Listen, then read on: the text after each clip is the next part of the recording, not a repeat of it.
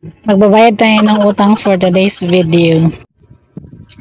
Hello guys! Welcome back to my YouTube channel. For today's video guys, ang pag-uusapan natin ngayon ay paano nga ba umiram ng pera sa GCash. In just 1 minute approve ka agad, magiging pera agad. At bago natin pag-usapan yung topic na yan, sa mga hindi pa nakakilala sa akin, ako nga pala si Leia Vlog Official Channel. Pasupport na lang aking channel guys. Ako pala ay isang single mom at isang sari-sari store owner.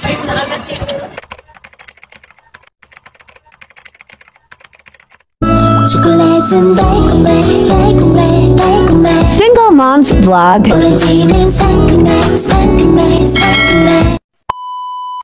Paano nga ba umutang sa GCash ng pera na approve agad in just 1 minute? So magiging pera na agad siya. Uutangin ka ni GCash ng pera. So kung ikaw nagbabalak ka mangutang sa Bombay, no, I suggest na mag-loan ka na lang sa GCash kasi interest compare sa Bombay. At saka mas nakakatubo ka kapag sa GCash ka umutang ng pera kaysa mga Bombay or mga tao. Lalo na kung mangutang ka sa kaibigan mo or sa mga kakilala mo. So, I suggest na dito ka na lang mangutang sa GCash. Katulad ng ginawa ko. Dito ako umutang sa GCash at malapit ko na siyang tapos bayaran yung niloan ko sa GCash na 15,000. So 9 months payable siya.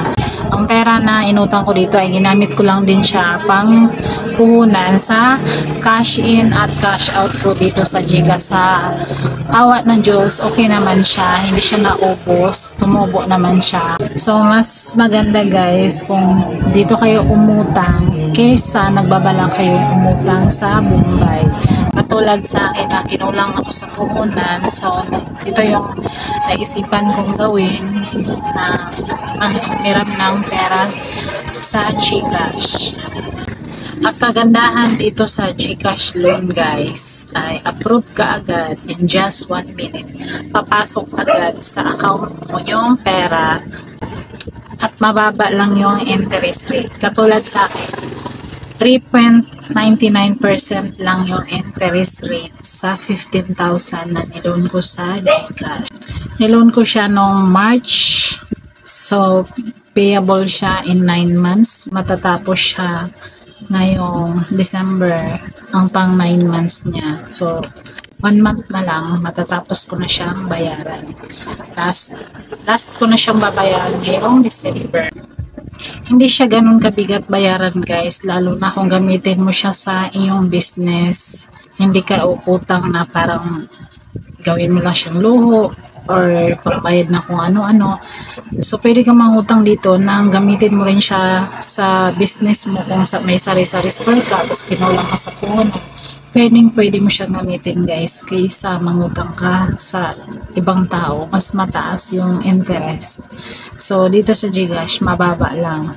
Kaya katulad sa akin, ginamit ko sa pang business, so hindi siya ganun kabigat bayaran dahil kumikita naman talaga. Lalo na sa akin, ginawa ko lang siya pang dagdag puhunan sa GCash, cash in at cash out. So, yan ang business ko. So, bawing-bawi naman siya kasi in 1 month, I'm sure na tutubo ka ng 2,000 sa loob ng isang buwan. So, nababawi naman agad. So, may pambayad tayo dahil ginamit natin siya pang puhunan. So, ito na guys. Paano nga ba mag-loan or umutang ng pera sa GCash? Una natin gawin is punta lang tayo sa GCash app, i-open natin at ilagin natin nating account. Dapat yung account natin is naka-fully verified na siya. At kapag nakalagin na tayo, punta tayo dito sa borrow. So dito tayo pwedeng humiram ng pera kay GCash. Merong 3 kategory dito, merong G-Loan, G-Gives at G-Credit. So yung G-Loan, dito tayo makahiram ng pera na convertible into cash. At Ang G-Gibbs naman, hindi ko pa siya na-try, pero pwede kang mag-purchase sa mga ka-partner store gamit yung G-Gibbs. So, hindi siya convertible into cash, pero pwede kang umutang ng gamit ang G-Gibbs. At yung G-Credit naman, halos magkapareho lang sila sa G-Gibbs. Hindi siya convertible into cash. So, dito tayo sa G-Loan kung gusto nyo ng pera. At bago ka makaloan kay GCash, kailangan mataas yung G-Score mo. Saan makikita yung G-Score natin? Para makita natin kung mataas yung ating G-Score, punta lang tayo dito sa ating profile. Makikita natin yung ating G-Score. Ayan. So, i-click lang natin. Kapag mataas yung G-Score mo, pwede kang makakautang dito ng hanggang 20,000. So, paano nga ba pataasin yung ating G-Score para makautang tayo kay GCash? Kailangan gamitin lang natin araw-araw ang ating GCash. Pwede natin gawin pang online kung may bibilhin ka online, pang bayad ng bills, pang load. Pwede ka ring mag G-Invest, G-Save at saka G-Insure. Tataas yung G-Score mo pag gamitin mo yan araw-araw at makakautang ka na kay GCash ng cash 5,000 or mahigit hanggang 50,000 kayang iano ni GCash basta mataas yung G-Score mo. So ito pala yung binayaran ko this month, so matatapos na siya next month. So inalok na pala ako ni GCash na bayaran yun remaining na 2 months para makapag-loan ulit, pero hindi ko siya ginawa kasi syempre mas maganda pa rin na walang utang, di ba?